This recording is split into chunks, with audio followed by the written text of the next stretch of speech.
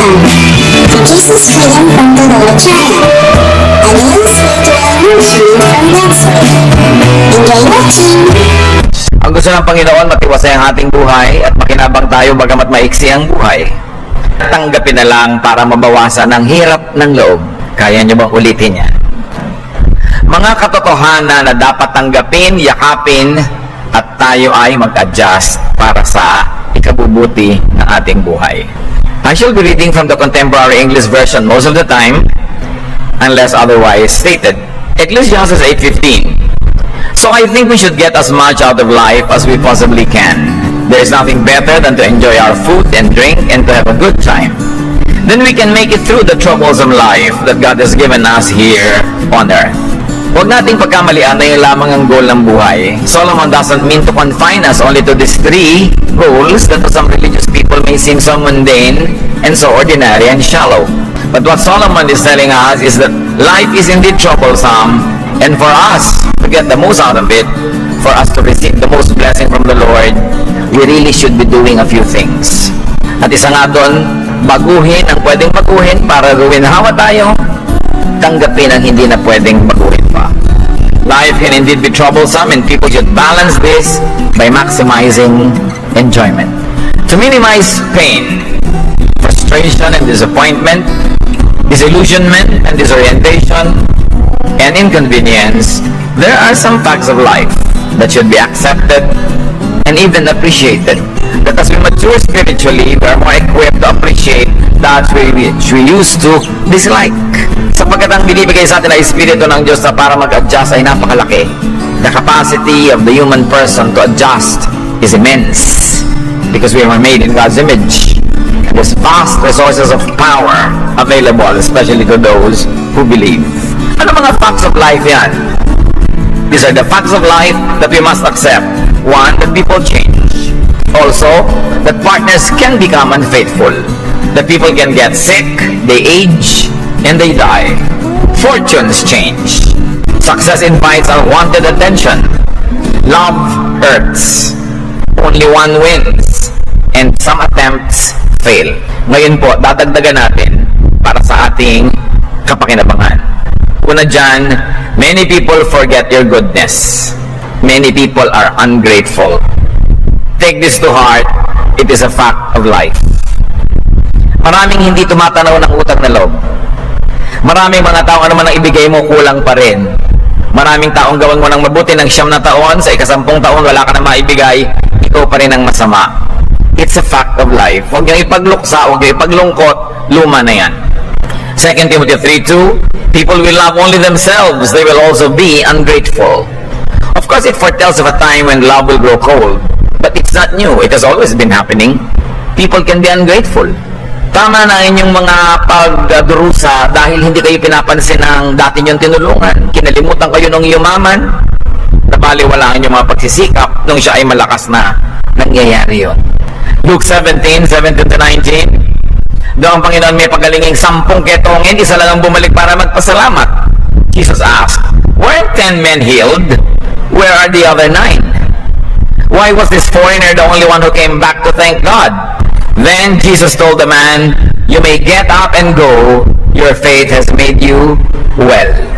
Yan ang sinasabi, nakakapagtaka. Bakit mayroong 10 pinagaling, isa lang nagpasalamat? Gano'ng karaming tinutulungan niyang nagpapasalamat? Pero kung inyo ikalulungkot ang bawat hindi nila pagpapasalamat, wala na kayong gagawin sa buhay kundi malungkot. O kaya titigil na kayo maging mabuti, which is worse. Even the people during the Lord's time were mostly ungrateful to Him. Do good, but be ready not to be appreciated, not to be remembered, especially by your beneficiaries. Derive your joy from giving itself. Ang ikasaya natin yung pagbibigay, kahit hindi tayo pasalamatan, ang ikasaya mo hindi yung pasalamat, yung nakagawa ka ng mabuti. Derive joy from the good fruit of your work and not from being celebrated. Derive your joy from the Lord's pleasure and recognition. After all your good deeds are recorded in the most important books ever. 1 Corinthians 15:58, my dear friends, stand firm and don't be shaken. Always keep busy working for the Lord. You know that everything you do for Him is worthwhile. Revelation 20:12, I also saw the dead people standing in front of that throne. Every one of them was there, no matter who they had once been. Several books are open, and then the book of life was open. The dead were judged by what those books said they had done. So lahat ng ginagawa po natin nakasulat, nakatala. Pasalamatan naman tayo, kilalanin man ng iba, kinikilala yun ng Diyos. At may araw yun ng gantimpala. Siyempre masarap kung nakikilala naman tayo at nililingon-lingon. Paano kung hindi? Huwag niyong iasa ang kaligayahan niyo sa paglingon ng kapwa. At paano kung hindi ka nilingon, dilulungkot ka? You must take control of your happiness and must not depend on others for you to be happy. Heaven knows, records, appreciates, and will reward all your good deeds. Another fact of life is that people can be very selfish. Kamag-anak nung nauna. Now, people can mean parent, or son, or daughter, brother, or sister, husband, wife, friend, all the rest. Pwedeng maging napakaramo at makasarili ng sarili mong magulang o ng anak mo. So maging mabuti ka sa kanila dahil hindi umaasa ka na susuklian. Maging mabuti ka dahil mabuting maging mabuti. Hindi lahat ay magiging mapagpasalamat. Genesis 6:5, the Lord saw how bad the people on the earth were, and that everything they thought and planned was evil. Konti pa lang mga tao noon, nakita na ng Diyos, masama ang tinatahak ng tao. Puro maisip nila ay masama, puro pagiging makasarili. So do not hinge your goodness on people's behavior or people's response to you. Do good for the sake of doing good, because it's God's will. Be ready for people's lack of reciprocation. Don't expect it. Let it just be a bonus if it ever crosses your way. Another fact of life, very often, money is never enough. Problema yan ng mahirap, pero problema rin yan ng mayaman. Lahat ng tao, gaano kalaki man ang income, nakukulangan pa rin sila. Talaga ang pera kulang kasi hindi maubos ang ating mga pagnanasa. So pag kulang ang pera nyo, what else is new? Luma na yan. Napakaraming henerasyon na ang kinapos at ngayon napakaraming mga kamuka ng mga kinakapos. Ecclesiastes 1:9-10, everything that happens has happened before. Nothing is new. Nothing under the sun. Someone might say, here's something new, but it happened before, long before we were born. So by now, humanity must have adjusted to all the deprivations that there could be, because it is not new. Dapat sanay na ang tao sa kakulangan ng pera. Lalo kapag ito'y pinanganak ka mahirap, lumaki kang mahirap, dapat sanay ka na. Huwag ka na nagreklamo. Gumawa ka ng paraan para ka umasenso, madagdagan ang iyong kita, guminhawa ka. Pero kung hindi ka maginawa, di ba, sanay ka naman. Parang sa tilis, ang init. Talaga naman mainit dito eh. Pumunta kayo sa Alaska, maginaw. Anong bago sa mainit? Malamok. Anong bago sa malamok? Magdala kayong kulambo. Adjust. Love money less, and you will feel the abundance of it. Mas mahal mo yung pera, mas kumukunti siya kasi pakipot ang pera. Pero habang hindi mo siya masyadong pinapansin, pinapahalagahan, parang marami. Kasi naiiba yung focus mo. Ecclesiastes 5:10, if you love money and wealth, you will never be satisfied with what you have. So it's not how much you have, it is how much satisfaction you can derive from it, which is inversely proportional to your love for it. So the less you love money, the more abundant it gets, as far as your reference point is concerned. Adjust to the scarcity of money. Yung mga dating wala namang pera at sanay, pagka nagkaroon ng kamag-anak na nag-abroad, kumikita ng dollar, biglang akala mo hindi sanay. Hingi ng hingi, hindi pa magkasya, dumadami ng ginagastos. Live within your means, so it will be enough. And find your suitable market or source. There is a market for every pocket. Whatever your budget is, you will find an equivalent market where your money will make wonders with its purchasing power. So kung maliit ang pera mo, humanap ka ng binibilhan ng mura, ganon din yun. Pareho lang. Ang ending nun, pareho rin. Lahat ng sabon, pare-pareho yan. Kaya mahal, kaya mura. Invent more pleasures from cashless and plasticless transactions. Do more barter. Marami naman tayong pwede ipalit, hindi lang pera. Yan ang mga katotohanan ng buhay. Another fact of life, the more income, the more expense. If you think that when your income increases, you will have more leeway and more room to maneuver, you're in for disappointment. Pag lumalaki ang kita, dumarami rin ang gastos. O kaya dumarami ang gumagastos ng kita mo. Alam nyo yon. Nung araw na hindi ka pa OFW, yung kita mo, ikaw lang. Pero naging OFW ka, dumami ka mag-anak mo. Dumami ang inaanak mo sa kasal. Dumami ang lahat ng hihingi ng pera mo. Kaya wala rin. Kulang din. Ecclesiastes 5:11, the more you have, the more everyone expects from you. Your money won't do any good. It won't do you any good. Others will just spend it for you. Totoong-totoo yan sa ating bansa. Kung dumadami ang kita mo, gagastusin niya ng mga kamag-anak mo para sa iyo. Dati sanay naman sila na may ketong-ketong at mga galis-galis. Ngayon, kumikita ka na, aba, marunong na magpa-doktor at siyempre sa iyo hihingi. Dati sanay naman ang nangingisay-ngisay sila pag nilalagnat. Ngayon, kailangan na ng injection. Kasi may pera ka, may mahihingi sa iyo. Pagka dumarami ang income mo, dami ang nakaabang. Maraming namamasko. Kaya napakahirap sa ating mga kababayan from abroad umuwi sa Pilipinas kasi ang dami mong papasalubungan. At pagkatapos, kahit napaliguan ka lang minsan ng bata ka, yun na lang lagi uungkatin, pinaliguan ko yan. Siyempre, para mabalatuhan. Lalo't yumaman ka, hindi ba? Pagka umasenso ka, maraming nagkiklaim na inalagaan ka. Pero pagka naging prisoner ka, naging kusakal ka kriminal, kahit na inalagaan ka na 10 taon, itatatawa, hindi, sandali ko lang nahawakan. Di ba? Siyempre, success has many relatives. Kaya kung minsan yung mga kababayan natin ayaw na umuwi, paano? Papasalubungan mo lahat. At kung 1 buwan kang narito, ikaw maglilibre sa lahat ng tao sa loob ng 1 buwan na yon. Hindi ka nila titigilan hanggang hindi ka napangos, hanggang hindi ka nakalbo at naubos ka na para kang nilusok ng kutakot-takot na insekto.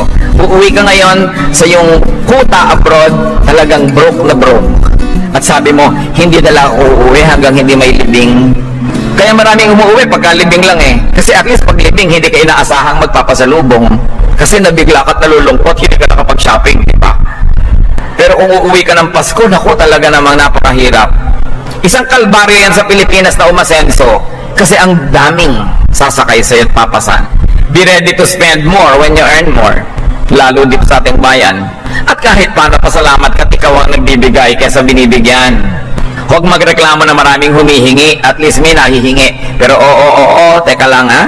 Ang kausap ko dito yung nagbibigay, hindi yung humihingi ha. Ang dapat kausap ko na huwag kang magreklamo, buti nila ikaw ang nagbibigay. Ang kausap ko yung nagbibigay. Yung nangihingi, huwag yung masasabing, ate pasalamat ka, ikaw pala nagbibigay ha. Bigyan mo na lang ako. Hindi para sa'yo to. Ang masama, pag may kusa ka at palabigay, pag hindi ka maramot o hindi ka paladaing, iaasa na sa'yo lahat. Subukan mong tulungan ang isang tao na may sakit. Pagpalabigay ka at hindi ka paladaing, hanggang mamaya pati burol niya iaasa na niya sa'yo. Kasi minsan ka nang naasahan.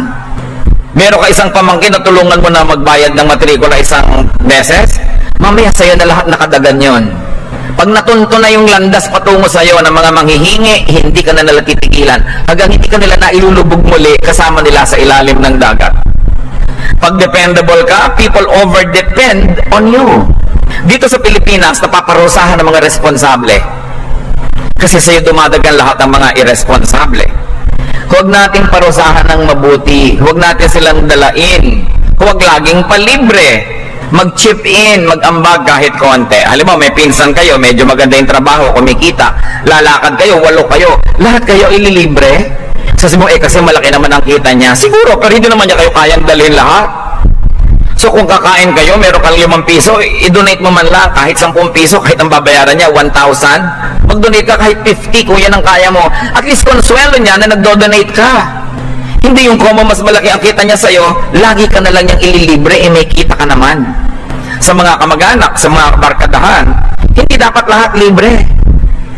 Kung minsan, mabait kang pamangkin, meron kang gustong ipasyal na tiya, tiyo, ipapasyal mo. Pati mga anak nun sasama, ililibre mo rin kahit may trabaho.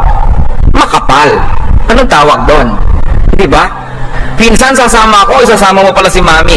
Oo, pero mami mo lang ililibre ko kasi ang tanda na niya, ikaw pinsan, may trabaho, maglabas ka naman, ang kunat mo naman. Pinsan lang kita, inaasahan mo, itataguyod din kita, hindi ba kahiya yun? Pero maraming mga ganon. Napakahirap ang umasenso kasi maraming mag-aabuso sa'yo. Kaya kumisan, hindi na lang natutuloy. Gusto mo kumisang mag-party, imbitahin ng mga kamag-anak mo, pero wala nang magdadala ni ano. Hindi man lang mag-contribute kahit konti. Kasi yung nag-o-host, bilang, maganda na ba ang trabaho nun? So, ang nangyayari, nawawala ng motivation na maging mabuti. Kung nasa abroad, hindi na lang umuwi talaga. Lalo't ang mga kamag-anak ay mga limatic na sumisip-sip ng kadalang dugo at ni walang straw. Diretso talaga. So, kailangan marunong tayong makisama. Hindi natin sobrang pinapahirapan ang naaasahan. Meron naman magkakapatid. Meron silang isang kapatid, nagkasakit, ipinagamot ng kapatid number 1. Yung dapat ibang kapatid, magpasalamat na lang na hindi na sila nagkagastos, sinagot na ni kapatid number 1, pero hindi, magseselos pa sila, pati yung sakit nila, gusto, sagutin na rin nila ni kapatid number 1. Gusto mo sabihin, alam mo, magkakapatid tayong lahat, di ba? Dapat lahat tayo nag-aambag. Sinolo ko na nga. Ngayon, gusto mo, ikaw ilibre na rin kita. Di ba dapat magpasalamat ka na lang na hindi ka nag-donate? Huwag ka nang pabigat. Huwag ka nang sumama sa mga tatanggap. Kasi hindi kakayanin. Huwag nating abusuhin. Another fact of life, love does not always get love in return. Hindi lahat ng pag-ibig ay sinusuklian ng pag-ibig din. At alam yan ng marami sa atin, hindi dahil mahal mo, mahal ka rin. Ha? Ganun talaga, nagmahal ka, hindi ka mahal, enjoyin mo na lang yun. At least nagmahal ka. Sino ba ang mas nag-enjoy? Yung nagmamahal sa hindi nagmamahal sa kanya? O yung minamahal lang hindi naman niya mahal? Di ba mas nag-enjoy naman yung nagmamahal kahit hindi ka minahal? Kasi talagang nag-enjoy ka. Pero yung minamahal ka nang hindi mo minamahal, nabubwisit ka pa nga madalas. Dahil, hindi ka interesado sa pagmamahal niya. Walang effect sa'yo yun. Di ba? Kaya kahit na ang mahal niyo, hindi kayo mahal, enjoy na lang yung loving it. At least hindi kayo na zero. God loves people, and many people don't love God back. Samson loved Delilah, and she did not love him in return. Dinaya pa nga niya. So do not treat love as an investment na dapat kikita ka at may tubo. In fact, no investment is ever sure. Lalo ng emotional investment. Love for the joy of loving. Like give for the joy of giving. Express for the pleasure of expressing your love. Hindi yung naghihintay ka pa na mag-express din sa'yo. Kung wala, hindi wala. Ganun talaga ang buhay. Totoo yung mahal kita, mahal mo siya, mahal niya ay iba. Kaya nga naging kanta At least kung kasama ka doon sa chain ng mahal, kahit ikaw yung hindi minamahal, nakasama ka man lang. Pasalamat ka na doon. Another fact of life, many people borrow and never pay. Maraming nangungutang, hindi nagbabayad. Psalm 37:21, an evil person borrows and never pays back. Ang galing umutang. Pag-uutang ng puhunan, ang ganda ng business, madaling kumita, 3 buwan lang, babalik na ang lahat ng puhunan. Pautangin mo yan, 3 taon na hindi ka pa binabalikan, matumal Yung feasibility study niya para mautangan ka, ang ganda. Pero pag bayaran na, biglang pangit na yung negosyo. Pag may mangungutang, maglibigay pa ng date, kaya-kaya kong bayaran in 2 weeks. 2 weeks pala in 10 years. Hindi lang sinabi yung 10 years. Do not lend what you are not ready to lose or write off. Kung magpapahiram ka kapatid, ang ipahiram mo lang yung handa ka ng kalimutan kung sakaling subain ka. Again, ang kausap ko yung nagpapahiram, hindi yung nanunuba. Katwiran mo lang ito, ikaw yung nagbigay para gumaan ang loob mo, pero hindi ito katwiran nung nangutang. When in doubt, do not lend. Better, give. Ibigay mo na lang. Ipanalangin mong bigyan ka rin pag nagkaroon siya, at kung hindi, edi ibinigay mo na lang, hindi ka umasa. Kaya sa utang pa kunwari, umaasa ka, hindi rin naman mababayaran. Paano mo papalawagin ang loob mo? Balance in the universe will give you back what you give away. Pag may binigyan ka o pinuutang, hindi ka binayaran, babayaran ka ng universe, babayaran ka ng langit another way. At ituring mo na lang ito. In fact, nauna ka na ng bigyan, kaya ka nakapagbigay o nakapagpautang So, baka talagang nandun yun para ipautang mo. Again, para ito sa nagpapautang. Iba na yung malinaw ang usapan.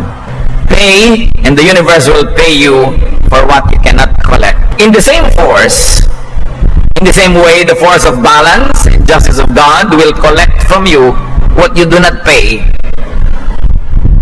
Justice of God will get from you what you do not give.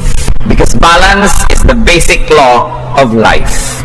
Yung hindi mo kusang ibinibigay, aagawin din sa'yo ng tadhana. Yung ayaw mong ibayad, tatanggalin din sa'yo ng kapalaran. Mas masakit pa kaysa nagbayad ka na lang. Another fact of life, some people can really be very vexing. Pastor, Kristiyano po ako, naiinis po ako, normal po ba yan? Normal na normal. Huwag mong isiping abnormal ka dahil Christian ka. Marami talagang taong nakakainis. Pero wala ka magagawa. God has created many of them. And they are amply provided with people that are difficult to like. Yun ang krus na ating babathin. At talaga namang maraming nagkakainis ang mga tao. Sa Bible lang, sa New Testament, sila nagkakainisan. Acts 15, 37 to 39. Barnabas wanted to take along John, whose other name was Mark. But Paul did not want to, because Mark had left them in Pamphylia and had stopped working with them. Paul and Barnabas argued, then each of them went his own way. Barnabas took Mark and sailed to Cyprus. O sila nagmabangayan, layasan natin si ganyan, hindi natin siya kasundo, nagtatalo-talo. Sila nga nagkaka-conflict. Tayo din. Normal lang yun. Ang mahalaga, huwag mong hayaan yun na makagulo sa'yo na sobra. The Arabs have a saying, close the door that brings in the draft. Kung may pinto, yun ang dinadaanan ng ambon, doon dumadaan yung ampyas, sabi nila sa Laguna, doon pumapasok ang hangin at ulan, hindi isara mo yung pinto. Mahirap bang isipin yun? So may taong nakakainis, pupunta sa salamay ng Martes, di Miyerkules ka magpunta. Kung alam mo yung schedule niya. Kesa naman magtiis ka. Umiwas ka na lang. Proverbs 20:19, avoid anyone who talks too much. And you know you talk too much, so people already cut you because they have no natural entry point because you talk too much. You know, you talk too much, people will only nod and say yes or no kasi wala naman silang masabi. Makahalata ka dapat if you talk too much. And then people will avoid you. Proverbs 14:7, stay away from fools or you won't learn a thing. Meron talagang dapat iwasan. Hindi masamang umiwas. Avoid vexing people that you can avoid. Yung mga nakakainis, nakakairita, nakakapagpagalit, kung hindi nyo sila kayang baguhin ang inyong pag-ibig at panalangin, iwasan nyo na lang. O baguhin yung attitude nyo, pero kung hindi pa rin mabago, naiinis pa rin kayo, umiwas. Avoid and adjust. And then adjust to vexing people that you cannot avoid. May mga tao hindi pwedeng iwasan nanay mo pala. Yung nakakayamot na ugali pala, manugang mo, biyanan mo, hindi mo maiwasan, adjust. The capacity to adjust is a measurement of intelligence. Mas matalino ang tao, mas nakakagawa ng paraan na makaimbento ng kapayapaan sa pakikipagkapwa. Find ways to balance vexations, usually by aloneness, by well-timed quietude, or silence. And sometimes when people annoy you and they keep asking you and talking to you, answer them with the best answer of all, silence. Because your silence will reach people farther than many speeches that you can write. Proverbs 21:9, it's better to stay outside on the roof of your house than to live inside with a nagging wife. Now do not forget that the roofs in the Middle East are different. They are flat like balconies. And it's possible for you to dwell and live in those roofs. Pero sabi pa, mabuti pa tumira ka na lang sa isang sulok ng bubong nyo kaysa nasa loob ka nga ng bahay, ang kasama mo naman takitik, takatak, takitik, takatak, walang tigil. No? Para matahimik ka, humanap ka ng private space. And remember, brothers and sisters, do not be a vexation to others. Well, you cannot control others. If they are the vexations, you have a great control over yourself. So test yourself if you are a vexation. Do you provoke people to anger a lot of time? Do you provoke them to walk out on you? Then you are probably vexing. Kailangan sukatin natin ang ating sarili. At huli na gusto nating pag-aralan ngayon, a fact of life, chance happens. Hindi lahat ng nangyayari may logic o may reason. Not everything that happens is a rhyme, reason, or logic. Yung iba, parang random. And the Bible, no less, says that. Ecclesiastes 9:11, here is something else I have learned. The fastest runners and the greatest heroes don't always win races and battles. Wisdom, intelligence, and skill don't always make you wealthy, rich, or popular. We each have our share of bad luck. Sabi, hindi ko mo mabilis kang tumakbo, ikaw mananalo sa karera. Hindi ko mo malakas ka, ikaw ang mananalo sa gyera. Hindi ko mo matalino ka, ikaw ang magkakapera. Lahat talaga kumisan, dinadapuan ng malas. Maraming Christian allergic sa word malas. Ay di kalabanin niyo Ecclesiastes 9:11. Yan ang may sabi, hindi ako. I'm only quoting. Meron naman talaga malas, di ba? Pero kadalasan na sinasabi nating malas, ay malas, siya na naman ang nawala ng wallet. Ay malas, siya na naman ang nawala ng cellphone. Ang tawag kasi doon kumisang, burara. Hindi malas. Careless. Yung may nasunog na bahay, bahay niya. Eh kasi naman pala, ang daming kandila, ang daming incense, ang daming kung ano sa lasalakpat ng mga kuryente. So hindi malas ang tawag doon, careless. Kaya dapat iniingatan din natin, pag paulit-ulit ang nangyayari sa buhay natin, tingnan natin, ano bang ginagawa ko na naging bubunga ng ganoon?